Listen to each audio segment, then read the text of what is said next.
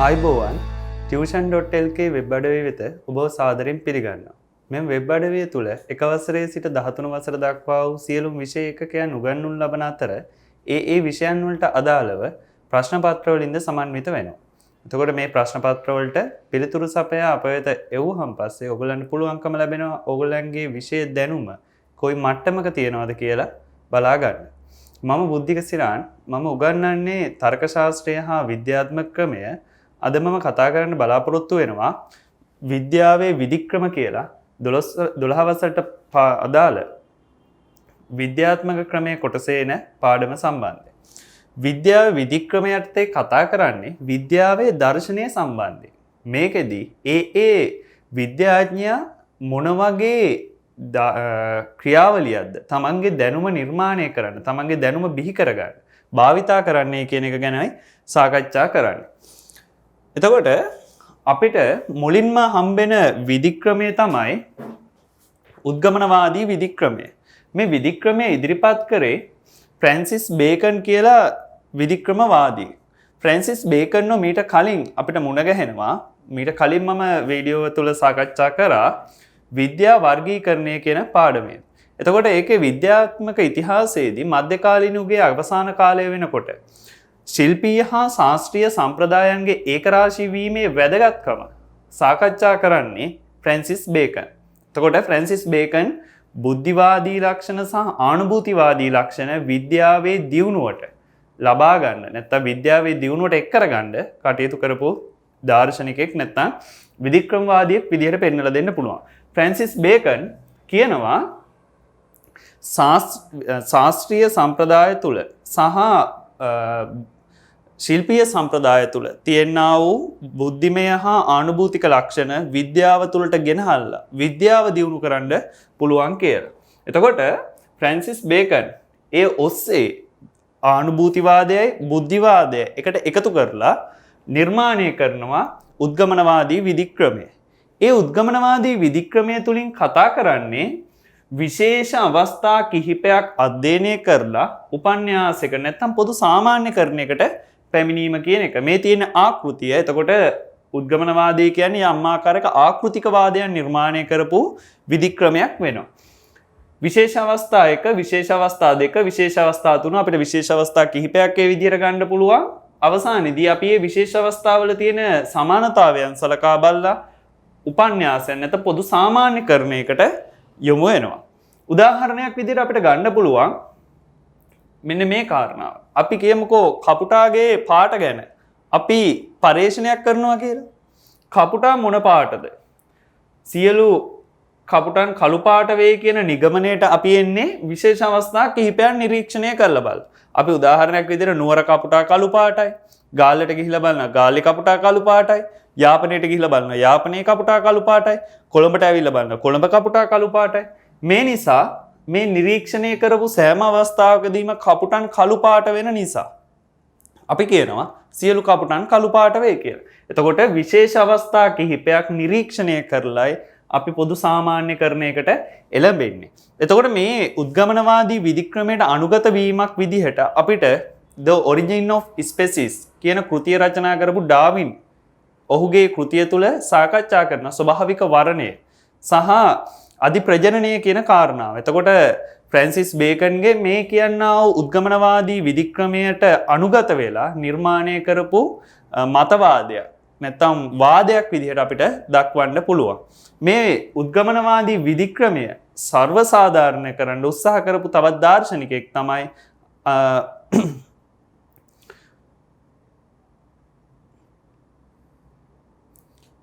දාර්ශනිකයෙක් විදිහට අපිට දක්වන්න පුළුවන් J.S. මිල් කියන විධික්‍රමවාදියා නැත්නම් දාර්ශනිකයව. ඔහු පරීක්ෂණ ක්‍රමවේද නැත්නම් හේතුඵල නියාමයන් ගවේෂණය කිරීම සඳහා මූලික රීතීන් 5ක් ඉදිරිපත් කරනවා. අන්වය රීතිය, ව්‍යතිරේක රීතිය, අන්වය ව්‍යතිරේක රීතිය, සහභාගී පරිවර්තන රීතිය සහ අවශේෂ රීති කියලා. එතකොට මේ ඔක්කොම එයා නිර්මාණය කරන්නේ උද්ගමනවාදී විධික්‍රමයට අනුගතව. උද්ගමනවාදී විධික්‍රමය සම්බන්ධයෙන් විවේචන කිහිපයක් ආවා. ඒකේ ප්‍රධාන විවේචකයා විදියට කටයුතු කරේ ඩේවිඩ් හියුම් කියන දාර්ශනිකයා. මේ ඩේවිඩ් හියුම් කියන දාර්ශනිකයා උද්ගමනවාදය ඉතා ප්‍රබල අයුරින් විවේචනය කරා. ඩේවිඩ් හියුම් අයිති වෙන්නේ ආනුභූතිවාදී දාර්ශනික ගුරුකුලේ අවසානය විදිහට තමයි ඩේවිඩ් හියුම් අපිට හඳුනා ගන්න ලැබෙන්නේ. ඩේවිඩ් හියුම් හේතුඵලවාදය සහමුලින්ම ප්‍රතික්ෂේප කරපු දාර්ශනිකයෙක්. එතකොට ඩේවිඩ් හියුම් උද්ගමනවාදී විවේචනය කරනවා. පළවෙනියට ගේන විවේචනය තමයි උද්ගමනවාදයේ තියෙන පදනම සම්බන්ධ ගැටලු. ඒ තමයි ප්‍රපංචයන් සීමිත අවස්ථාවන් ගණනක් නිරීක්ෂණය කරලා පොදු සාමාන්‍යකරණයකට එළඹීමම ගැටලුකාරී. අපි උදාහරණයක් විදිහට ගත්තොත් එහෙම කොළඹ කපුටා කළු පාටයි නුවර කපුටා කළු පාට ඔය වගේ ස්ථාන හතරක කපුට කළු පාට වෙන නිසා අපි කියනවා නම් ලෝකේ ඉන්න සියලුම කපුට කළු පාටයි කියලා එතන ගැටලුවක් තියෙනවා. කොහොමද අපි කියන්නේ විශේෂ අවස්ථා කිහිපයක් අධ්‍යයනය කරලා මුළු ලෝකෙම ඉන්නා වූ කපුට කළු පාටයි කියලා. මොකද ඒ උපන්‍යාසයේ ඇතුළෙම අපිට නිරීක්ෂණය නොවූ විශාල ශේෂ්ත්‍රයක් තියෙනවා. ඒ ශේෂ්ත්‍රය සම්බන්ධයෙන් එහෙනම් අපිට ඉතා සුළු ප්‍රමාණයක් අධ්‍යයනය කරලා නිගමනයක් ඉදිරිපත් කරන්න බෑ. ඒ නිගමනයක් ඉදිරිපත් කරත් අපිට නිරීක්ෂණය නොවූ අවස්ථාවක් පදනම් කරගෙන අදාළ උපන්‍යාසය නැත්තම් අදාළ සාමාන්‍යකරණය ගැටලුකාරීත්වයකට යන්න පුළුවන්. මොකද ලෝකේ කළු පාට කපුට ඕන තරම් ඉන්නවා. හැබැයි ඒ වගේම ඉන්නවා සුදු පාට කපුටෝ. එතකොට අපිට සියලු කපුටන් කළු පාට වෙයි කියලා ගත්තට සුදු පාට කපුටොත් ඉන්න නිසා උපන්‍යාසය ඒ තුලින්ම අසත්‍ය වීමේ ප්‍රතිශතයක් නැත්නම් සම්භාවිතාමය අගයක් තියෙනවා. ඒක නිසා උද්ගමනවාදයේ පදනමම ගැටලුකාරී. ඊළඟ තමයි අනිරීක්ෂිත අවස්ථාවන් සම්බන්ධයෙන් මේ උද්ගමනයේ තියෙන අදාළත්වය. දැන් අපි උදාහරණයක් විදිහට ගත්තොත් අපි බත් එකක් උයලා ඉවරලා බත් එක හොඳට ඉදිලාද කියලා බලන්න බත්තට කිහිපයක් කාලා. හැබැයි අපි කන බත්තට ප්‍රමාණය ඉදිලා තිබුණට ඉදිලායි කියලා අපිට නිගමනය කරන්න පුළුවන් වුණාට සමස්ත බත් හැලියම ඉදිලායි කියලා අපිට ගන්න බෑ. හේතුව ඒක ඇතුළේ තියෙන්න පුළුවන් ඉදිච්ච නැති බත්. එහෙනම් කොහොමද අපි නිරීක්ෂිත අවස්ථා සීමිත නිරීක්ෂිත අවස්ථා ගණනකින් සම්පූර්ණම පොදු සාමාන්‍යකරණයකට පැමිණෙන්නේ? ඒකත් ගැටලුවක්. ඊළඟ එක තමයි දල වශයෙන් හෝ ගොඩනගාගත් උපන්‍යාසකින් තොරව පරීක්ෂණ පැවැත්වීම. දල වශයෙන් හරි උපන්‍යාසයක් ගොඩනගා ගන්නේ නැතුව අපි පරීක්ෂණයකට යන්නේ ඇයි? නැත්නම් පරීක්ෂණයට යන්නේ කොහොමද? අනිවාර්යෙන් විද්‍යාඥයා උපන්‍යාසයක් පදනම් කරගෙන ඒ උපන්‍යාසයේ සත්‍ය හෝ අසත්‍ය කරගන්න. නැත්නම් අපි කියනවා සනාත හෝ අනාත කරගන්න තමයි පරීක්ෂණයක් මෙහෙවන්නේ. එතකොට එහෙම නැතුව විද්‍යාඥයා උපන්‍යාසයක් නැතිව පරීක්ෂණයක් මෙහෙवला ඒක නිරීක්ෂණයට ගිහිල්ලා විශේෂ අවස්ථා කිහිපයක් අධ්‍යයනය කරලා පසුව උපන්‍යාසය ගොඩනගා ගැනීමම කියන්නේ ගැටලුවක්. ඒ කියන්නේ අපි කියනවා උපන්‍යාසයෙන් තොරව සිදු කරනු ලබන නිරීක්ෂණයක් විද්‍යාත්මක නිරීක්ෂණයක් වෙන්නේ නැහැ කියලා. එහෙනම් උද්ගමනවාදයේ ඒ ගැටලුවක් දකින්න ලැබෙනවා. ඒ වගේම තමයි පුළුල් උපන්‍යාසයක් ගොඩනැගීම සම්බන්ධයෙන් උද්ගමනවාදයේ තියෙන අදාළත්වය. අපි දැන් ගත්තොත් එහෙම ගුරුත්වාකර්ෂණවාදය වගේ උපන්‍යාසයක් ගොඩනගනකොට මේ උද්ගමනවාදයේ තරම් වැදගත් වෙන්නේ අපි විශේෂ අවස්ථා කිහිපයක යමක් උඩ දාලා ඉවරලා බිම වැටෙනවා කියලා ඉවරලා ගුරුත්වය තියෙනවා කියලා කිව්වට එතන ගුරුත්වාකර්ෂණවාදය සම්බන්ධ කරුණක් ඉදිරිපත් වෙන්නේ නැහැ. එහෙනම් අපිට පුළුල් උපන්‍යාස ගොඩනගන්න නම් මීට වඩා විධිමත් ක්‍රමවේදයකට යන්න සිද්ධ වෙනවා. ඒ වගේම තමයි පොදුවේ අපිට ඒ කියන්නේ සාපේක්ෂකවාදයේ දක්වාම එන විධික්‍රමවල තියෙන පොදු දුර්වලතාවයක් විදිහට මේ ප්‍රත්‍යක්ෂය ඇතුළු නිරීක්ෂණ වාක්‍ය අවිචලය කියන කාරණාව නොපිළිගැනීම මේක දුර්වලතාවයක් විදිහට දක්වන්න පුළුවන්. එතකොට ප්‍රත්‍යක්ෂය ඇතුළු නිරීක්ෂණ භාෂාව අවිචලය කියන කාරණාවේ තේරුම තමයි ප්‍රත්‍යක්ෂය පුද්ගලයාගේ පූර්ව අත්දැකීම් හා දැනුම මත විචලනය වෙනවා වෙනසකට ලක් වෙනවා කියන කාරණාව පිළි නොගැනීම උද්ගමනවාදයේ දුර්වලතාවයක්. ඒගොල්ලෝ කියනවා මම නිරීක්ෂණය කරන එකයි තව වෙනත් කෙනෙක් නිරීක්ෂණය කරන එකයි දෙකම එකයි කියලා. හැබැයි එහෙම වෙන්නේ නැහැ. එහෙනම් එතන දුර්වලතාවයක් තියෙනවා. ඊළඟ එක තමයි විද්‍යාත්මක ගවේෂණයේ පොදු ක්‍රමවේදයක් දක්වන්න බෑ. මේක සාපේක්ෂකවාදීන් තමයි මූලික වශයෙන් ඉදිරිපත් කරන්නේ. පොදු ක්‍රමවේදයක් අපිට දක්වන්න බෑ. විශේෂ පෝල් පයරාබන් කියනවා තමන්ට ආවේනික ක්‍රමවේදයන් වලින් විද්‍යාඥයා දැනුම නිර්මාණය කරනවා කියලා. එහෙනම් සාපේක්ෂකවාදීන් ඉදිරිපත් කරපු දුර්වලතාවයක් විදිහට දක්වන පොදු ක්‍රමවේදයක් දැක්වීමේ නොහැකියාවත් උද්ගමනවාදයට සම්බන්ධයෙන් විවේචනයක් විදිහට එල්ල වුණා. උද්ගමනවාදයේ මේ විවේචන වලින් විධික්‍රමවාදය තවදුරටත් ඉදිරියට ගමන් කරනවා. ඒ තමයි සෝපන්‍යාස විධික්‍රමය නැත්තම් නිගාමී විධික්‍රමය කියලා කියනවා. එතකොට මේ සෝපන්‍යාස විධික්‍රමය පදනම් වෙන්නේ නිගාමී තර්ක ශාස්ත්‍රයේ මත. උද්ගමනවාදයේ පදනම් වුණේ උද්ගාමී තර්ක ශාස්ත්‍රයේ මත. සෝපන්‍යාස විධික්‍රමයේ තුලින් කියන්නේ උපන්‍යාසයක් ගොඩනගා ගන්නවා ඒ මගින් ඒත් එක්කම සත්‍ය වෙනවා. උපන්‍යාසයේ සත්‍ය වෙනකොට සත්‍ය වෙන අනාවැකියක් ගොඩනගනවා. අනාවැකිය පරීක්ෂා කරනවා. අනාවැකිය පරීක්ෂා කරලා අනාවැකිය සත්‍ය වෙනවා නම් උපන්‍යාසය පිළිගන්නවා. අනාවැකිය අසත්‍ය වෙනවා නම් උපන්‍යාසය බැහැර කරනවා කියලා. එතකොට නිගාමී විධික්‍රමය ප්‍රධාන කොටස් දෙකකට අපිට වෙන් කරන්න පුළුවන්. නිගාමී සත්‍යේක්ෂණවාදය හා නිගාමී අසත්‍යේක්ෂණවාදය කියලා. නිගාමී සත්‍යේක්ෂණවාදය ඉදිරිපත් කරේ අර්නස්ට් නේගල් සහ කාල් හෙම්පල් කියන විධික්‍රමවාදීන් විසින්. මේගොල්ලෝ කියනවා උපන්‍යාසයකින් අනාවැකියක් ගම්ම කරගෙන උපන්‍යාසයකින් අනාවැකියක් ගම්ම කරගෙන අනාවැකිය ආනුභූතිමය කරුණු මගින් සත්‍ය කරලා උපන්‍යාසය පිළිගරගෙන තමයි විද්‍යාඥයා තමන්ගේ දැනුම නිර්මාණය කරන්න කියලා. මේකේ තව විස්තරාත්මක ව්‍යුහමය ආකෘතියක් තියෙනවා. ඒ තියෙන මේ තියෙන්නේ ඒක උපන්‍යාසයේ අනාවැකියක් ගම්ම කරගන්නකොට ප්‍රාථමික කරුණු හා සහායක උපන්‍යාස ලබා ගන්නවා. එතකොට අනාවැකිය පරීක්ෂණ මගින් සත්‍යේක්ෂණය කරනවා. උපන්‍යාසය සත්‍යයි කියලා පිළිගන්නවා. හැබැයි මෙතනදී ප්‍රාථමික කරුණු හා සහායක උපන්‍යාස නොසලකා හැරීමක් තියෙනවා. ඒක දුර්වලතාවයක් විදිහටයි අපි දක්වන්නේ. මේ සම්බන්ධයෙන් උත් විවේචන ඉදිරිපත් වෙන්න පටන් ගත්තා. පළවෙනි විවේචනය තමයි මේකේ ව්‍යුහය පිළිබඳ ගැටලුව. මේක නිෂ්ප්‍රමාණ ව්‍යුහයක් තියෙනවා. මේක තියෙනවා දැන් මේ බලන්න මෙතන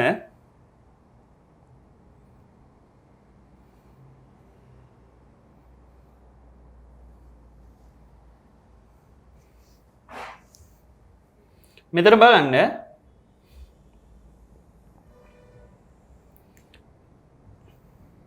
මම මෙතනම ලියන්න මේ තියෙන්නේ අපි නිගාමී සත්‍යේක්ෂණවාදයේ සම්බන්ධයෙන් ගෙනාපු ආකෘතිය.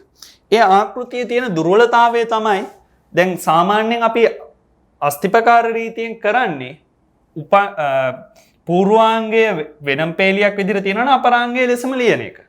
නාස්තිපකාර රීතියෙන් කරන්නේ අපරාංගයේ නිෂේධනය තියෙනවා නම් පූර්වාංගයේ නිෂේධනය ගන්න එක. දැන් හැබැයි මෙතන වෙලා තියෙන්නේ ඊට වඩා වෙනස් එකක්. අපරාංගයේ සත්‍යතාවය මත පූර්වාංගයේ සත්‍යතාවය නිගමනය කරලා අපි මේකට කියනවා අපරාංග ආభాෂය කියලා. මොකද අපරාංගයේ සත්‍යතාවය මත පූර්වාංගයේ සත්‍යතාවය අරගෙන නිසා. ඒක නිසා මෙතන තියෙන්නේ අපි කියනවා දුර්වල ආකෘතියක් කියලා. ඒ කියන්නේ නිෂ්ප්‍රමාණ ආකෘතිය කියන එක. ඊළඟ එක තමයි සහ මුලින්ම උද්ගාමී ලක්ෂණ වලින් බැහැර වෙලා නැහැ. නිගාමී ක්‍රමවේදයක් වුණා. ඒකට හේතුව දැන් අපි ආකෘතිය ගත්තොත් උපන්‍යාසයකින් අනාවැකියක් ගම්ම කරගන්නකොට ප්‍රාථමික කරුණු හා සහායක උපන්‍යාස ලබා ගන්නවා. මේ ප්‍රාථමික කරුණු හා සහායක උපන්‍යාස කියලා කියන්නේ බොහෝ විවේචකයෝ කියනවා හරියට නිකන් විශේෂ අවස්ථා කිහිපයක් අධ්‍යයනය කිරීම හා සමාන වෙනවා කියලා. ඒක නිසා ඒගොල්ලෝ කියනවා නිගාමී ක්‍රමවේදයක් උනත් උද්ගාමී ලක්ෂණ වලින් බැහැර වෙලා නැහැ කියලා. මේකම තමයි මේ දුර්වලතාවයේම නිගාමී අසත්‍යේක්ෂණවාදයේ තියෙනවා. හරි. එතකොට මේකත් යම් දුර්වලතාවයක්. ඊළඟ තමයි ප්‍රත්‍යක්ෂය ඇතුළු නිරීක්ෂණ වාක්‍ය අවිචලය යන පදනම. මම ඒක කලිනුත් කිව්වා. මේක පොදු දුර්වලතාවයක්. උද්ගමනවාදය නිගාමී සත්‍යේක්ෂණ නිගාමී අසත්‍යේක්ෂණ වාදයන් වල තියෙන. ඊළඟ තමයි විද්‍යාව තුල උපන්‍යාස හැම වෙලෙම තහවුරු වෙනවා නම් ඒ විද්‍යා ශාස්ත්‍රය ඉදිරියට ගමන් කරන්නේ නැහැ. එක තැන පල් වෙනවා කියලා කියනවා. එහෙනම් නිරීක්ෂණ තත්වයන් මගින් උපන්‍යාස හැම වෙලෙම තහවුරු වෙනවා නම් විද්‍යාව එක තැන පල්වීම කියන එක විවේචනයක් විදිහට ආවා. ඒක බොහෝ වෙලාවට ඉදිරිපත් කරේ නිගාමී අසත්‍යේක්ෂණවාදී. ඒ වගේම තමයි විද්‍යාව ප්‍රගතිය කරා යන්නේ ප්‍රතික්ෂේපයට හා අසත්‍යකරණයට ලක් කිරීමෙන්. හැබැයි හැම වෙලෙම විද්‍යාඥයා යම් ආකාරයක සත්‍යේක්ෂණවාදයක් මත පදනම් වෙනවා නම් එතන දුර්වලතාවයක් හට ගන්නවා. මොකද විද්‍යාව එකතැන පල් වෙනවා. ඒ වගේම ඒගොල්ලෝ ඒ මතවාදෙම එල්බීගෙන එන්න හදනවා. ඒ කියන්නේ ඒ විද්‍යාඥයින් කටයුතු කරන අවස්ථාව උචිත උපන්‍යාස ගොඩනගලා අසත්‍ය වෙන මතවාදයක් වුණා සත්‍යේක්ෂණය කරගන්න. ඒකත් දුර්වලතාවයක්. ඒ වගේම තමයි සියලු විද්‍යාවන්ට අනාවැකි පළ කිරීම කියන එක පොදුවක් නෙමෙයි. දැන් මේකත් නිගාමී අසත්‍යක්ෂණවාදයේ දුර්වලතාවයක් විදිහට ගන්න පුළුවන්. දැන් අනාවැකියක් අපි පළ කරන්නේ බොහෝ වෙලාවට ඍජුව පරීක්ෂණ වලට ලක් කරන්න බැරි අවස්ථාවේදී. ඒතකොට ඍජුව පරීක්ෂණ වලට ලක් කරන්න බැරි අවස්ථාවේදී අපි අනාවැකියක් ගොඩනගනවා. බොහෝ වෙලාවට වාදයෙන් වල තමයි අනාවැකි භාවිතා කරන්නේ. හැබැයි අපි නියමයන් වලදී අනාවැකියකින් තොරව පරීක්ෂණ පැවැත්වීමේ හැකියාවක් තියෙනවා. ඒක නිසා සෑම අවස්ථාවකදීම අපිට අනාවැකි පළ කිරීම කියන එක පොදුවේ දකින්න ලැබෙන කාරණාවක් වෙන්නේ නැහැ. ඊළඟට නිගාමී අසත්‍යක්ෂණවාදයේ ඉදිරිපත් වෙනවා නිගාමී සත්‍යක්ෂණවාදයේ විවේචනය කරමින්. මේ නිගාමී අසත්‍යක්ෂණවාදය ඉදිරිපත් කරන්නේ කාල් පොපර් කියන විධික්‍රමවාදියා විසින්. කාල් පොපර් කියනවා උපන්‍යාසයකින් අනාවැකියක් ගම්ම කරගෙන අනාවැකිය පරීක්ෂණ මගින් අසත්‍ය කරලා උපන්‍යාසය අසත්‍යයි කියලා පිළිගන්නවා. මේ තියෙන්නේ ආකෘතිය. මේ ආකෘතිය බලන්න අර කලින් තිබුණ දුර්වලතාවය දකින්න ලැබෙන්නේ නැහැ. නාස්තිපකාර රීතිය හරියාකාරව භාවිතා කරලා තියෙනවා. උපන්‍යාසයෙන් අනාවැකියක් ගම්ම කරගන්න අනාවැකිය අසත්‍ය කරගන්න උපන්‍යාසය අසත්‍යයි කියලා ගන්න. මේ තියෙන නාස්තිපකාර රීතිය නිවැරදි ආකාරයෙන් භාවිතා කරලා. ඒක නිසා ඒගොල්ලන්ගේ ආකෘතික ගැටලුවක් ඇති වෙන්නේ නැහැ. ඊළඟ මේගොල්ලන්ගේ විස්තරාත්මක ආකෘතිය තියෙනවා. ඒකෙත් තියෙන උපන්‍යාසය S කියලා කියන්නේ ප්‍රාථමික කරුණු, E කියලා කියන්නේ සහායක උපන්‍යාස, P කියලා කියන්නේ අනාවැකිය අසත්‍යක්ෂණයට ලක් කරනවා. අනාවැකිය අසත්‍යක්ෂණ ලක් කරලා නැත්නම් අසත්‍ය කරලා උපන්‍යාසය අසත්‍යයි කියලා ගන්නවා. හැබැයි ඒකෙදි දුර්වලතාවයක් තියෙනවා. ඒකෙත් ඒගොල්ලෝ පිළි අරගන්නේ නැහැ. ප්‍රාථමික කරුණු හා සහායක උපන්‍යාස අසත්‍ය වෙනවද නැද්ද කියලා. ඒක දුර්වලතාවයක්. තොර පොපරියානු විධික්‍රම වේදයට විරුද්ධව එල්ල වුණ විවේචන කිහිපයකුත් තියෙනවා. ඒක ප්‍රධාන විවේචනයක් තමයි පොපර්ගේ මතය උපන්‍යාස බැහැර කිරීමේ ක්‍රමයක් ගැන කතා කරනවා වෙනුවට කතා කරනවා මිසක උපන්‍යාසයන් නිවැරදි උපන්‍යාසයක් කොහොමද තෝරගන්නේ කියන එක ගැන සාකච්ඡා කරන්නේ නැහැ. එතකොට ඒක විද්‍යාවට තරම වැදගත් කාරණාවක් නේ. උපන්‍යාසයක් අපි අසත්‍ය වුණාම බැහැර කරනවා. හැබැයි අපි අසත්‍ය නොවන සාර්ථක උපන්‍යාසයක් ගන්න කොහොමද? ඒක දුර්වලතාවයක් විදිහට තමයි එල්ල වුණේ. ඒ වගේම තමයි උද්ගාමී ලක්ෂණයන්ගෙන් බැහැර වෙලා තිබුණේ නැහැ. මම මේක කලිනුත් කතා කරා. නිගාමී සත්‍යක්ෂණවාදය තුලදී උද්ගාමී ලක්ෂණයන් මේ තුල දකින්න ලැබෙනවා. ඒ කියන්නේ ප්‍රාථමික කරුණු හා සහායක උපන්‍යාස නිතරම භාවිතා කිරීම හරියට නිකන් විශේෂ අවස්ථා කිහිපයක් අධ්‍යයනය කිරීමක් කරනවා හා සමානයි.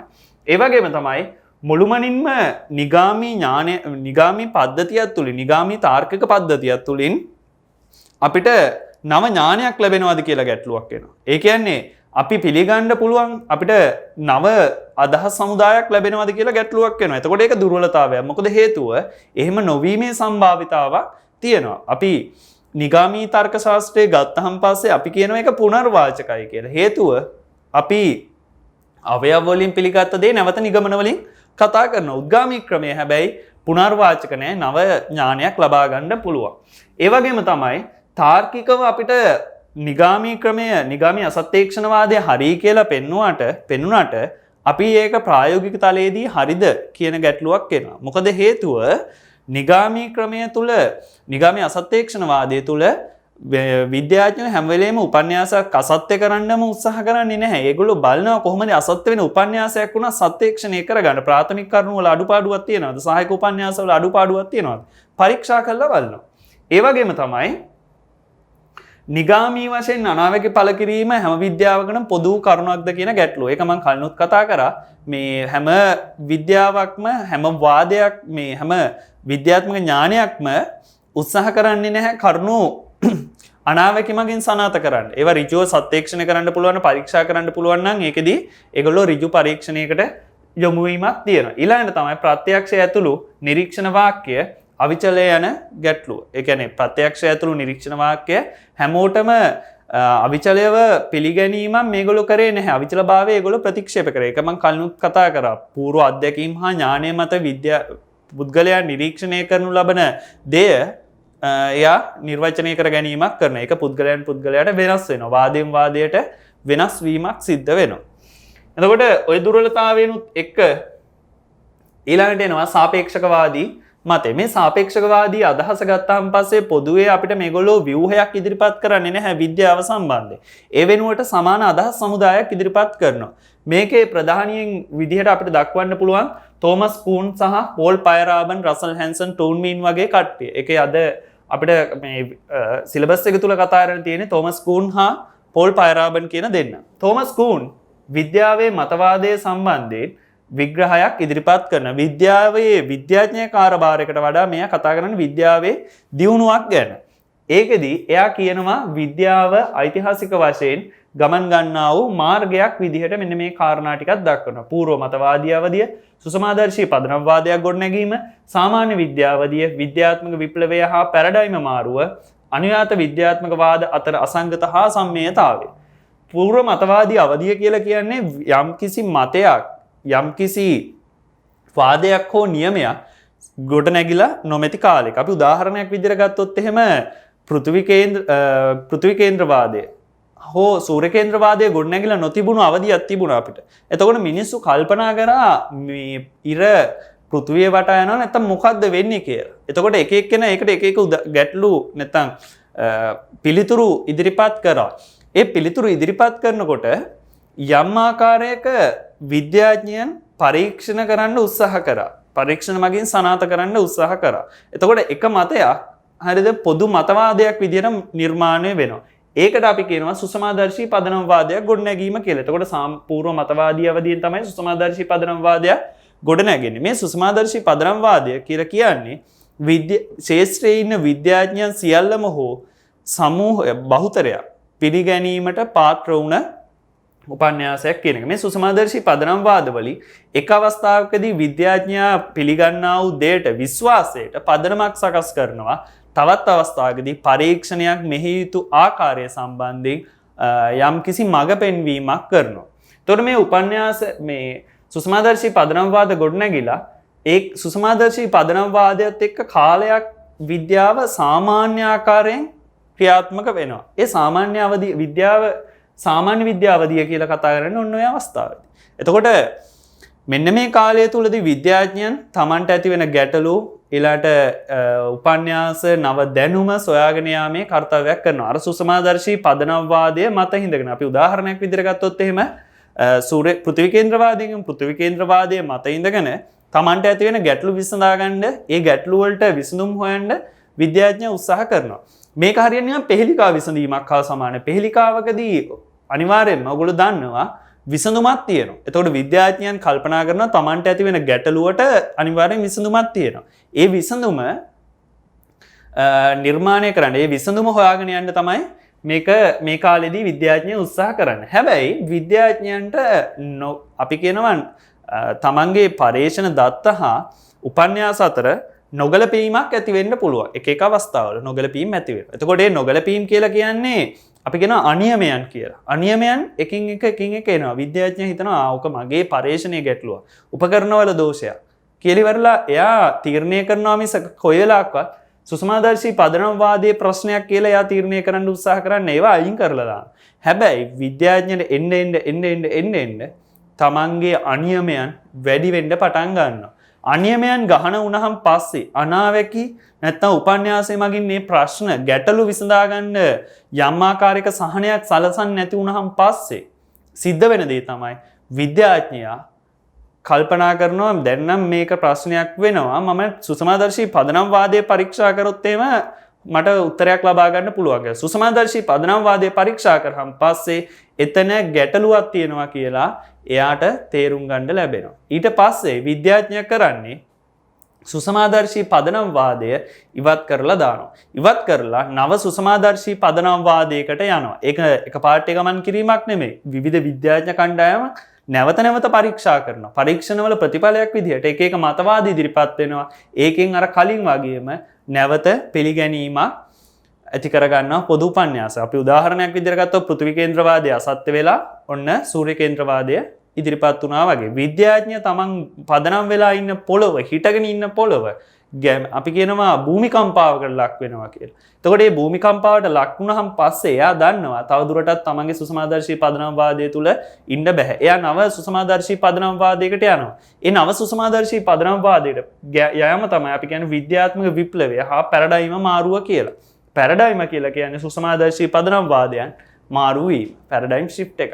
එතකොට ඒ අවස්ථාවේදී විද්‍යාඥයාට තමන්ගේ මතවාදයන් නව ලෝකයකට ගෙන යාමක් සිද්ධ වෙනවා. මේක බලයෙන් පෙරලන්නේ. හරියට අපි කියනවා රජව අයින් කරලා ඉවර රජුව පෙරලලා දාලා ඉවරලා පාර්ලිමේන්තුවාදයක් ස්ථාපිත කරනවා වගේ. පාර්ලිමේන්තුවාදයක් ස්ථාපිත කිරීම හා සමානයි. එතකොට තෝමස් කූන් කියනවා දැන් මෙහෙම එක්කෙනෙක් ඉස්සලාම එක මතවාදයක් පිළිගන්න ඊට පස්සේ ඒ මතවාදයේ වටා තව පිරිසක් ඉන්න ඔහොම විද්‍යාඥ කණ්ඩායමක් ක්‍රමක්‍රමයෙන් මේකට එකතු වීමක් සිද්ධ වෙනවා. හැබැයි පැරණි මතවාදයේ තුල එල්බගෙන සිටින පිරිසක් තවමත් ශේෂ වෙලා ඉන්නවා.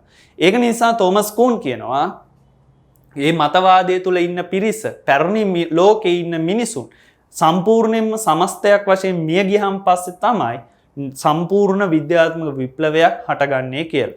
එක අවස්ථාවකදී කළු පාටට දකින්න තාරාව නව ලෝකෙදී සුදු පාටට දකින්නවා කියලා තෝමස් කූන් ඉදිරිපත් කරනවා. මේක හරියට නිකන් කොමියුනිස්ට් වාදයේ තුර කතා කරන කොමියුනිස්ට් විප්ලවයක් හා සමාන වෙනවා.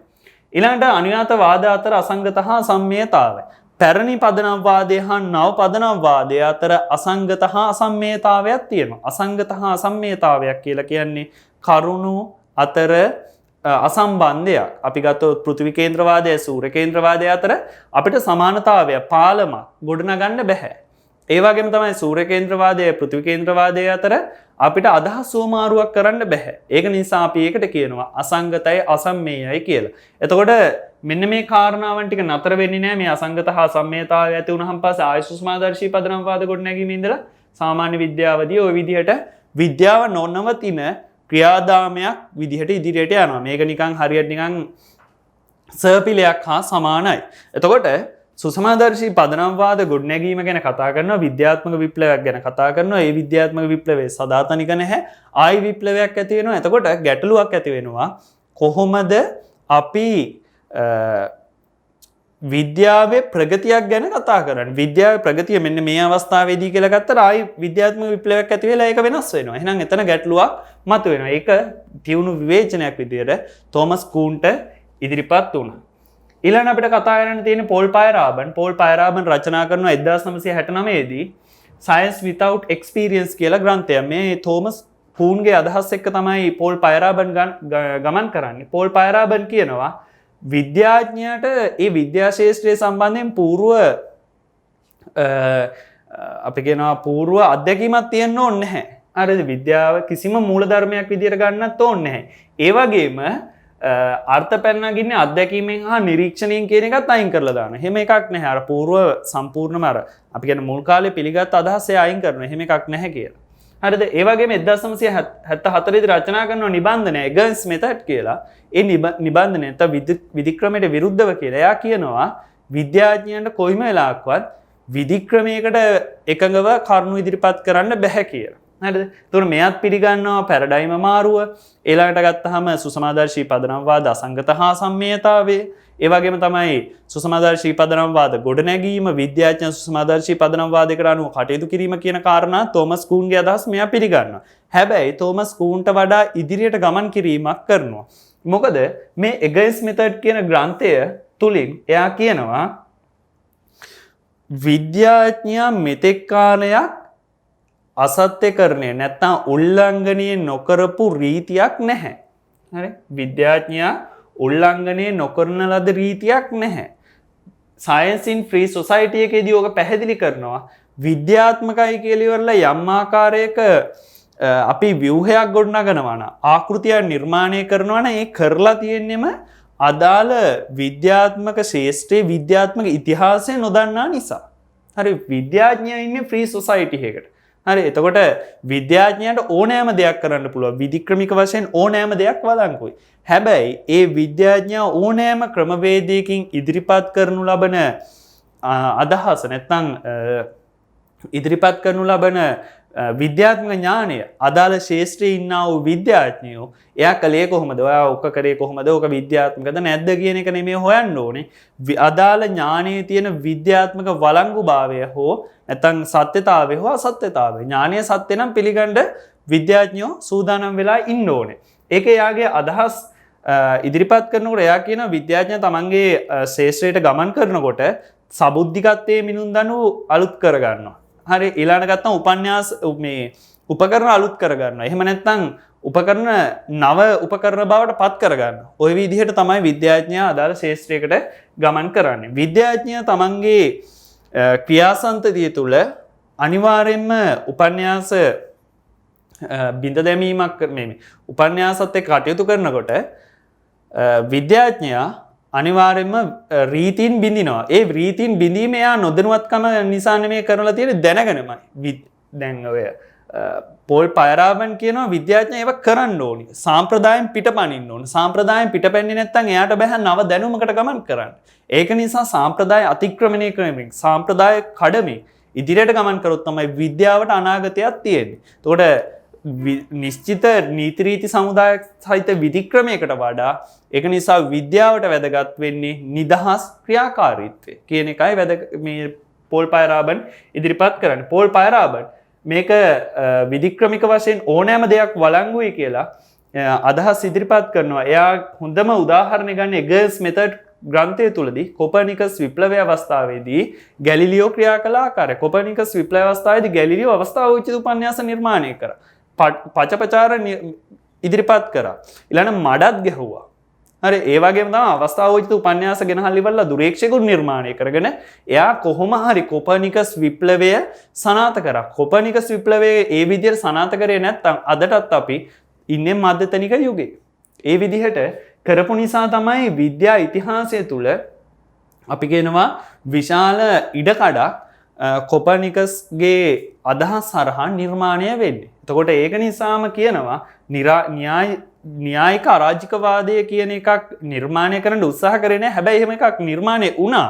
විධික්‍රමික වශයෙන් ඕනෑම දෙයක් වළංගුයි. ඕනෑම දෙයක් කරන්න පුළුවන් අවස්ථාවෝචිත උපන්‍යාස පවා ගොඩනගන්න පුළුවන් කියලා අදහසක් ඉදිරිපත් කරා. හැබැයි ඒ අදහස ඉදිරිපත් කරාට එයාගේ මතවාදයන් වල කියනවා ඒ විද්‍යාඥයා කටයුතු කරන්නේ ඒ Tamanට අවශ්‍ය ආකාරයට. එයා සම්බන්ධයෙන් විද්‍යාඥයා සම්බන්ධයෙන් අපිට බෑ කිසිම වෙලාවක යම් ආකාරයක ව්‍යුහයක් නැත්තම් පද්ධතියක් නිර්මාණය කරන්න. එතකොට ඒක ඉදිරිපත් වුණා පෝල් පයරාබන් අතින්. ඒ වගේම පෝල් පයරාබන් කියනවා විද්‍යාව තුළ දැනුමේ විවිධත්වය රැක ගන්න ඕනේ. අධිපති රාමුවෙන් පිටපැනලා තමන්ගේ ඥානය නිර්මාණය කරන එකයි විද්‍යාඥයා කරන්න ඕනේ. එතකොට ඉතාම විප්ලවීය ආකාරයෙන් විප්ලවීය දැනුමක් ඉදිරිපත් කරන්න පෝල් පයරාබන්ට හැකියාව ලැබුණා. ඊට පස්සේ පෝල් පයරාබන්ගෙන් පස්සේ අරාජිකවාදයට ගමන් කරලා තිබුණ විධික්‍රමිකවාදී අදහස නැවත පද්ධතිගත කරන්න ඉම්රි ලකටෝස් කියන විධික්‍රමවාදියා කටයුතු කරනවා. ඉම්රි ලකටෝස් ගත්තාන් පස්සේ කාල් පොපර්ගේ ගෝලයෙක් නැත්නම් ශිෂ්‍යයෙක් කියලා කියනවා. ඒ වගේම තමයි පෝල් පයරාබන්ගේ හොඳ යාළුවෙක්. මේ දෙන්නම එහෙනම් ඉම්රි ලකටෝස්ට කාල් පොපර්ගේ අදහස් බලපාලා තියෙනවා. පෝල් පයරාබන්ගේ අදහසුත් බලපාලා තියෙනවා. කාල් පොපර්ගේ අසත්‍ය කරන වාදය පෝල් පයරාබන්ගේ අරාජිකවාදයේ අදහස්. ඒකට තෝමස් කූන්ගේ අදහසුත් ගන්න. දැන් මෙයා කියන්නේ ඉම්රි ලකටෝස් ගත්තාන් පස්සේ අපි කියනවා විද්‍යා ඉතිහාසය තුළ සාකච්ඡා කරපු විධික්‍රමවාදයන්ගේ සමස්තයේ එකතුවක් ගත යුතු යම අරගෙන තියෙනවා. ඉවත් කළ යුතු ඒවා ඉවත් කරලා තියෙනවා. සංශෝධන සහිතව තමයි එයා කටයුතු කරලා තියෙන්නේ. එයා Falsification and Methodology of Scientific Revolution Research Program කියලා ග්‍රන්ථයක් රචනා කරනවා. එතකොට ඒ තුලින් එයා උත්සාහ කරනවා තෝමස් කූන්, පෝල් පයරාබන්, කාල් පොපර් කියන තුන්දෙනාගේ සංවාදයන් වලදී ඉම්රි ලකටෝස් කළ දායකත්වය විස්තර කරන්න. එතකොට ඒකදී ඉම්රි ලකටෝස් කියනවා විද්‍යාව සිදුවන්නේ අහේතුක සිදුවන විප්ලවයක් නෙමෙයි. තෝමස් කූන් වගේ කියනවා වගේ. එතකොට තෝමස් කූන්ගේ අදහස් එයා පිළි අරගෙන තියෙන හැබැයි සංශෝධන සහිතව. ඒ වගේම තමයි විද්‍යාව එයා හඳුන්වන්නේ විද්‍යාත්මක වාදයක් එයා හඳුන්වන්නේ පර්යේෂණ වැඩසටහනක් විදිහට. ඒ කියන්නේ පර්යේෂණ වැඩසටහනක් කියලා කියන්නේ හැම විද්‍යාත්මක වාදයක් තුළම එයා කියන තද මධ්‍යයක් තියෙනවා. හાર્ඩ්කෝර් එකක් තියෙනවා. ඒ තද මධ්‍ය වටා ආරක්ෂක කලාපයක් තියෙනවා. ඒ ආරක්ෂක කලාපයේ තියෙනවා කරුණු සහ උපන්‍යාස. එතකොට විද්‍යාඥයා මෙන්න මේ තද මධ්‍ය නිතරම ආරක්ෂා කරගෙන තමන්ගේ පර්යේෂණ සිදු කරන්න ඕනේ. ඒ තද මධ්‍ය නිතරම ආරක්ෂා කරගෙන තම පර්යේෂණ සිදු කරනවා නම් විද්‍යාඥයා පර්යේෂණ තුල ඉන්නවා. හැබැයි තද මධ්‍ය ප්‍රතික්ෂේප කරපු ගමන් විද්‍යාඥයා ඒ අදහස් වලින් නැත්නම් තමන්ගේ පර්යේෂණෙන් පිටපායිනවා. තද මධ්‍ය වටා තියෙන ආරක්ෂක කලාපයේ ඕන විදිහට සංශෝධනය කරන්න පුළුවන්. අසත්‍යකරණය කරන්න පුළුවන්. කරුණු අසත්‍යකරණය කරන්න පුළුවන්. උපන්යාස අසත්‍යකරණය කරන්න පුළුවන්. ඕනම දෙයක් කරන්න පුළුවන්. ඕනම ඒක ගැටලුවක් නෑ. හැබැයි තද මධ්‍ය ආරක්ෂා කරන්න ඕනේ. ඔයගලන්ට දැන් තේරෙනවා ඇති කාල් පොපර්ගේ අසත්‍යකරණවාදය තද මධ්‍ය වටා තියෙන ආරක්ෂක කලාපයේ සම්බන්ධයෙන් සනාථ කරනවා. නැත්නම් අවසන් ලබා දීමක් තියෙනවා. හැබැයි තද මධ්‍ය සම්බන්ධයෙන් තද මධ්‍ය ප්‍රතික්ෂේප කිරීම, අසත්‍ය කිරීම කියන එක නවත්තලා තියෙනවා. ඒ වගේම ඕනෑම දෙයක් කරන්න පුළුවන්. හැබැයි තද මධ්‍ය රැක ගන්න ඕනේ. එහෙනම් පේනවා ඇති කාල් පොපර් සහ පෝල් පයරාබන් අතරමැදි ස්ථානයකයි ඉම්රි ලකටෝස් ඉන්නේ කියලා. ඒ වගේම තමයි ලකටෝස්ගේ පර්යේෂණ වැඩසටහනේ රීතීන් දෙකක් තියෙනවා. ඒ තමයි ධනසෝතෝන්වේෂණ සහ ඍණසෝතෝන්වේෂණ කියලා.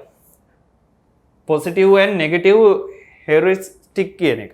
එතකොට ධනසෝතෝන්වේෂණ වලදී කළ යුතු දේවල් දක්වනවා. ඍණසෝතෝන්වේෂණ වලදී නොකළ යුතු දේවල් දක්වනවා.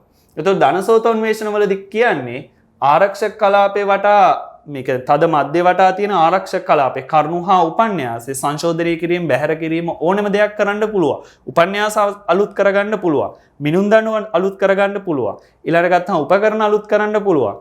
ඊළඟට උපකරණ සංශෝධනය කරලා නව උපකරණ වලට අවශ්‍ය පදනම සකස් කරන්න පුළුවන්. ගණිතමය මිනුම් දඬු නිර්මාණය කරන්න පුළුවන්. ගණිතමය සූත්‍ර නිර්මාණය කරන්න පුළුවන්.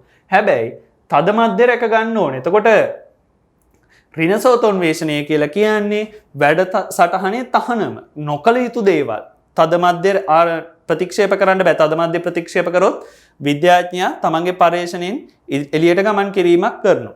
ඒක නිසා තද මධ්‍ය ආරක්ෂා කර ගැනීම අතිශය වැදගත් කියන එක ඉම්රි ලකටෝස් පැහැදිලි කරනවා. ඔන්න ඔය ටික තමයි එතකොට ඉම්රි ලකටෝස්ගේ පර්යේෂණ වැඩසටහනේ සාකච්ඡා කරන්න තියෙන්නේ. එතකොට මේගොල්ලෝ ඉම්රි ලකටෝස්ගේ පර්යේෂණ වැඩසටහන ගැන සාකච්ඡා කරනකොට ඉම්රි ලකටෝස් කියනවා ඉඳ හිටලා හරි හොඳ අනාවැකයක් ලබා දෙනවා නම්, ගැටලුවට විසඳුමක් ලබා දෙනවා නම් ඒක සාර්ථක වැඩසටහන. හැබැයි එහෙම වෙන්නේ නැත්නම්, ඒ කියන්නේ ඉඳ හිට හෝ අපිට විසඳුමක් ලබා දෙන්නේ නැත්නම් ඒ වගේ උපන්යාසයක් අසාර්ථක උපන්යාසයක් කියලා. නැත්නම් අසාර්ථක වැඩසටහනක් කියලා. ඒක නිසා ඒ වගේ වැඩසටහන අයින් කරන්න ඕනේ. එතකොට ඒ වගේ වැඩසටහන අයින් කිරීම කියන කාරණාව යම් ආකාරයක දුර්වලතාවය අපි මොන අවස්ථාවේදී තීරණය කරන්නේ ඒ වැඩසටහනක් ඉවත් කරන්නේ කියන එක ගැන සාකච්ඡා කරනවා. එතකොට මම කිව්වා කලිනුත් පටන් ගන්නකොටම ඉම්රි ලකටෝස් ගැන කතා කරනකොට ඉම්රි ලකටෝස් ඉතා හොඳ යාළුවෙක් පෝල් පයරාබන්. පෝල් පයරාබන් ඉම්රි ලකටෝස්ගේ පර්යේෂණ වැඩසටහන් විධික්‍රමය විවේචනය කරනවා වෙස්වලාගත් අරාජිකවාදයක් කියලා. අරාජිකවාදය ඉදිරිපත් කරේ මම කිව්වා පෝල් පයරාබන්ගේ අරාජිකවාදය වෙනස් ආකාරයකට වෙනස් මුහුණුවරකින් ඉදිරිපත් කිරීමක් කරලා තියෙනවා. ඉම්රි ලකටෝස් කියලා විවේචනයක් ඉදිරිපත් වෙනවා. එතකොට ඔන්න ඔය ටික තමයි ප්‍රධාන අදහස් ටික තියෙන්නේ අපිට විද්‍යාවේ විධික්‍රම ගැන සාකච්ඡා කරන්න. එතකොට අද අපි උද්ගමනවාදය, නිගාමී සත්‍යේක්ෂණ අසත්‍යේක්ෂණවාදය, සාපේක්ෂකවාදය සහ විද්‍යාත්මක පර්යේෂණ වැඩසටහන් විධික්‍රමය ගැන සාකච්ඡා කරා. මේ විදිහට තවත් පාඩම් ගැන අපි ඉදිරියට සාකච්ඡා කරනවා. tuition.lk වෙබ් අඩවිය සමග ඉදිරියටත් රැඳී සිටින්න. ආයුබෝවන්.